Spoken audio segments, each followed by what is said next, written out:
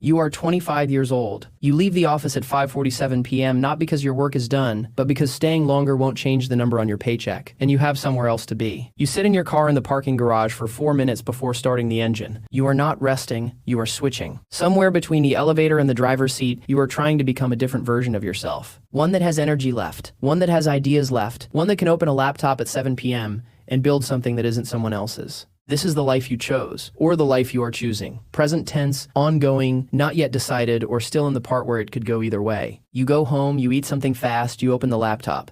You have 2 hours before your brain stops cooperating. This is where it starts. Not with a launch, not with a logo, not with a business plan formatted neatly in a Google Doc. It starts in a parking garage at 5:47 p.m. with a person who is tired and doing it anyway.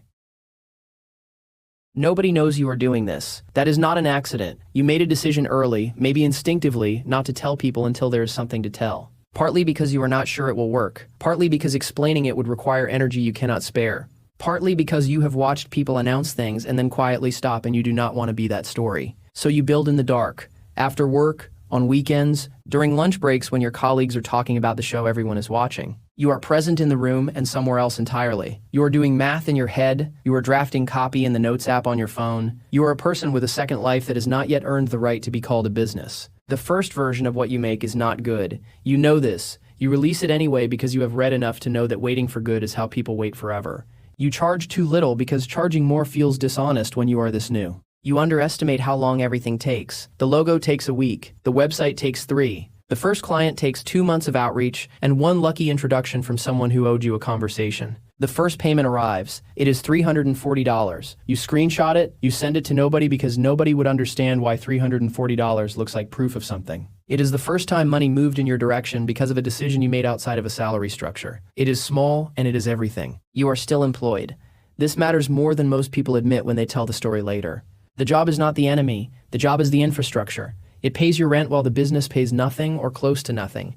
It keeps the survival math from contaminating the creative math. The worst decisions entrepreneurs make are the ones made from desperation, and you are not yet desperate because the direct deposit hits every 2 weeks regardless of what the side project does. This is the underrated gift of the 9-to-5 in the early season.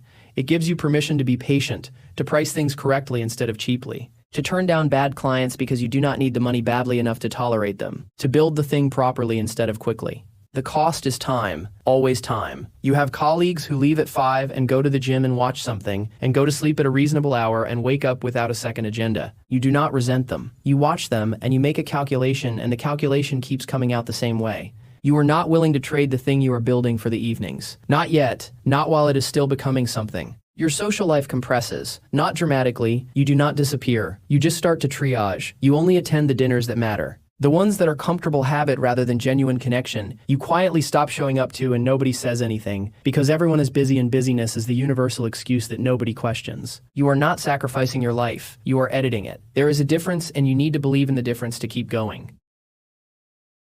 The business makes $1,200 in a single month, then $400 the next, then $1,800, then $200 because a client you were counting on went quiet and did not respond to 3 follow-ups, and eventually you stop sending them. This is the pattern nobody prepares you for, not the growth, the irregularity. The income from a business in its first year does not look like a salary. It looks like a seismograph. It spikes and drops and spikes again, with a logic that is only visible in retrospect. You live inside it in real time, and real time is disorienting. You make a spreadsheet. You track every dollar in and every dollar out. You start to see the shape of it, the clients that come back and the ones that don't. The services that sell without much effort and the ones you have to push and negotiate and still lose. The spreadsheet becomes a map, and the map starts to tell you something, and what it tells you is 2 of the 5 things you are offering are generating 80% of the revenue. You stop doing the other 3. This is the first real business decision you make, and it feels like deletion, but it is actually focus, and focus is the thing that separates the businesses that scale from the ones that stay small forever. At month 9, a client refers you to another client without you asking. This is the signal. Not the referral itself, but what it means. Somebody received enough value from what you built that they voluntarily told someone else about it. The product is working. The word of mouth is starting. The machine has a pulse.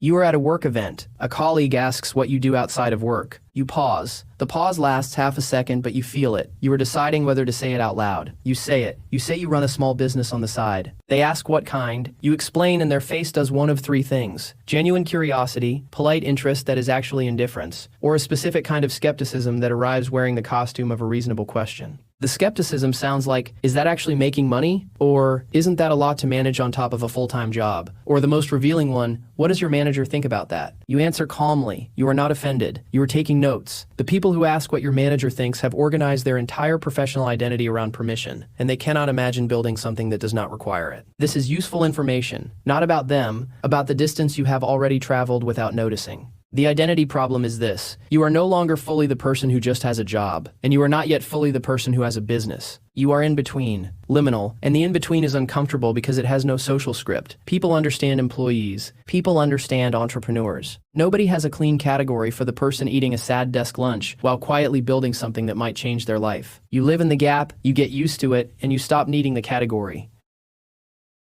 Something changes in year 2 that you cannot fully explain when it happens. The business starts pulling instead of pushing. In year 1, you were pushing constantly. Outreach, follow-up, pitching, convincing, and chasing. In year 2, things start coming to you, not in large volumes, not effortlessly, but the direction of effort shifts. You are no longer only hunting, you are also being found. Your revenue in month 19 is $4,200. It is more than your monthly take-home from the job.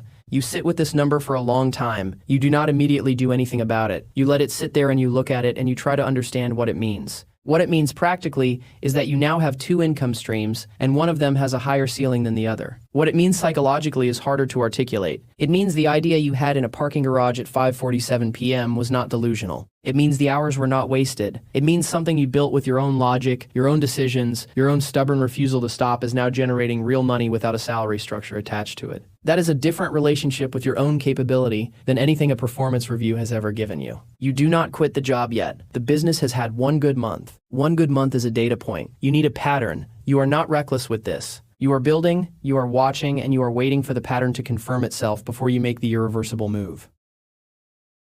The relationship with your 9-to-5 changes in year 2 in ways that are subtle and then suddenly not subtle. You stop caring about the politics, not because you became enlightened, but because the politics no longer determine your financial future, and things stop mattering the moment they stop being the only option. You do your job well, you are professional, and you meet your deadlines, but the part of you that used to silently calculate what a promotion would mean for your life has gone quiet. You know what a promotion means. It means more money inside a structure you are already building your way out of. The ceiling of the job has become visible, and visible ceilings change how you sit under them. Your manager notices something, not the business specifically, but the quality of your presence. You are calm in a way that reads as confidence but is actually closer to detachment. You are not anxious about the things your colleagues are anxious about, because your eggs are no longer in a single basket, and everyone in the room can feel the difference even if they cannot name it. This is one of the quiet rewards of building something parallel. It changes your posture inside the thing you are building away from.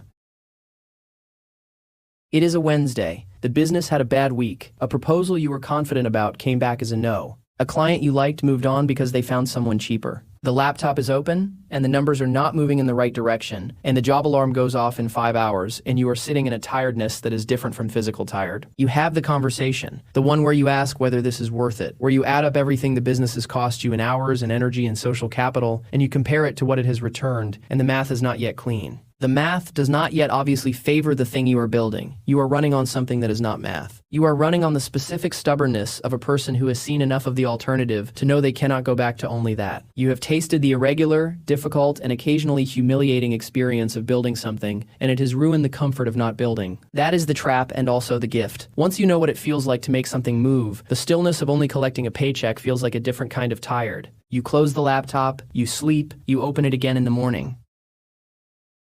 The business has averaged $5,800 a month for the last 4 months. You have 6 months of expenses saved. You have 2 clients on retainer and a pipeline that is the healthiest it has ever been. You have run the numbers with a seriousness that would have felt premature a year ago. The decision is in front of you. Leaving the job is not a celebration. It is a calculation. You are not quitting because you hate the job or because the business has made you rich. You are leaving because the marginal value of your time is shifted. Every hour you give the job is an hour you are not giving the thing with the higher ceiling. You give notice on a Tuesday. Your manager is surprised. Your colleagues say the right things. There is a small going away thing with a card that everyone signed. You take the card home, you put it in a drawer, and you open the laptop. The first Monday without the job is strange. The structure is gone and nobody is expecting you anywhere. The calendar is yours in a way it has never been, and freedom on that scale is briefly terrifying before it becomes the new baseline.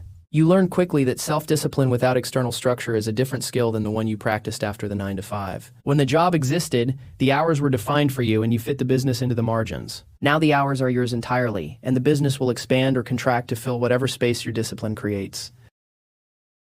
By 28, you have a business generating $7,200 a month. You have built something real. You know this. You also know what it cost, and the cost does not fully show up in any spreadsheet you have made. It cost you 2 relationships that could not survive the version of you that was always half somewhere else. People who needed more presence than you had available during the years when the business was consuming the margins of your life. You do not regret the building. You carry the cost of it honestly. It cost you the easy comfort of a single identity, the clean answer to what do you do that people understand without explanation. For 3 years, you lived in a category that had no name, and the ambiguity was lonelier than you expected. It cost you sleep in a specific and cumulative way, the kind of sleep debt that a week of rest does not fully repay. You are 28 and you feel 28 in a way you did not expect to at 25. And it gave you something that does not have a clean name either. Not freedom exactly, because freedom is never as clean as it sounds. Not success, because success is a moving target and yours has already moved 3 times. It gave you a particular kind of self-knowledge that only arrives through the specific experience of building something from nothing and watching it become something real. You know what you can do under pressure. You know what you can do exhausted. You know which parts of you are reliable and which parts need managing. You know this not from reflection, but from evidence.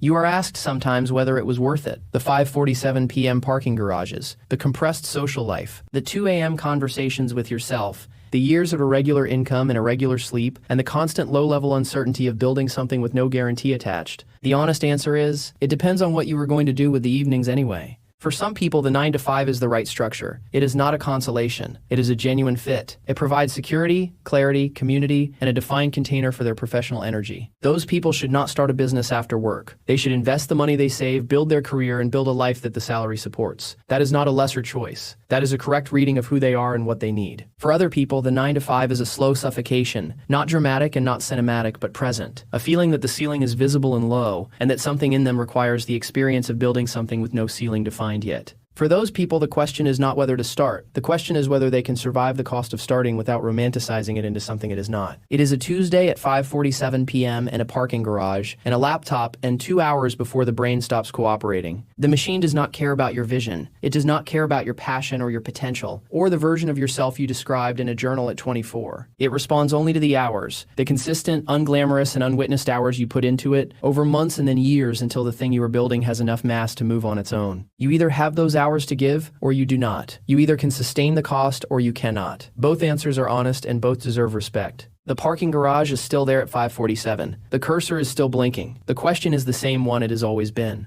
What are you going to do with what is left of today?